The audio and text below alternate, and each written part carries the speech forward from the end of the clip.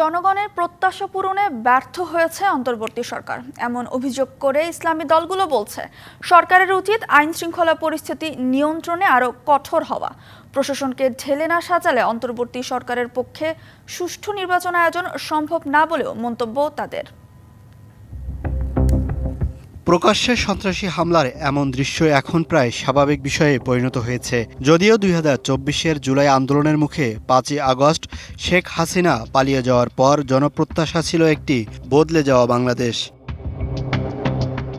তবে ইসলামী দলগুলো মনে করে জনগণের যে প্রত্যাশা পূরণে ব্যর্থ হয়েছে ডক্টর ইউনূসের নেতৃত্বের অন্তর্বর্তী সরকার। আমরা আশা করেছিলাম সরকার একটা পরিবর্তনের দিকে যাবে, আমরা আশা করেছিলাম যে সংস্কার হবে, কিন্তু মৌলিক কোনো সংস্কার আমরা দেখতে পাই নাই। যে সরকার ব্যর্থ, সরকার আরও মনোযোগী হওয়া দরকার বলে আমরা মনে করি। যে প্রশাসনের রদবদল করতে হবে, নতুন লোক নিয়োগ দিয়ে প্রশাসনের সুন্দর করে সাজাতে হবে, তাহলে সুষ্ঠু নির্বাচন সম্ভব বলে আমরা মনে করি। শিয়া বাটার ও ভিটামিন ই সমৃদ্ধ লিলি হালাল বিউটি সোপ, তারুণ্যময় উজ্জ্বল ত্বকের জন্য।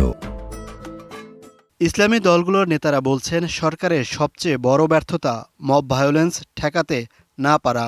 তাদের মতে যে করেই হোক সরকারকে আইন শৃঙ্খলা পরিস্থিতির উন্নতি ঘটাতে হবে। সব মিলিয়ে গভর্নমেন্টকে আইন শৃঙ্খলা পরিস্থিতি নিয়ন্ত্রণে গভর্নমেন্ট সফল হয় নাই, ডাক বলে ব্যর্থই বলতে হবে। সফল হয় না, আইন শৃঙ্খলা পরিস্থিতি অপরাধ এখনো পক্ষে সম্ভব হচ্ছে না। এটা হলো বড় ধিক্কারকে, এবং এটা হলো বড় ব্যর্থই বলবো। নেতারা মনে করেন দুর্বল পুলিশ ও প্রশাসনিক কাঠামো দিয়ে সরকার গ্রহণযোগ্য ও শান্তিপূর্ণ নির্বাচন আয়োজনে সফল হবে না। তাদের প্রতি জনমানুষের প্রবল প্রত্যাশা ছিল।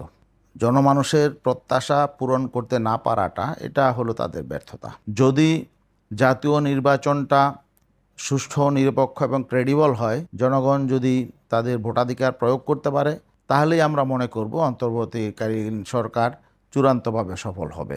ইসলামী দলের নেতাদের মতে জনগণের প্রত্যাশা অনুযায়ী সংস্কারে ব্যর্থ হলেও গেল এক বছরে সরকারের সফলতা কেবল বৈরী পরিবেশও ক্ষমতায় টিকে থাকা এবং নানামুখী চক্রান্ত ষড়যন্ত্র মোকাবেলা করে 1 বছর তারা পূর্ণ করেছে। Mohaiminul Khan Apu, DBC news, Dhaka.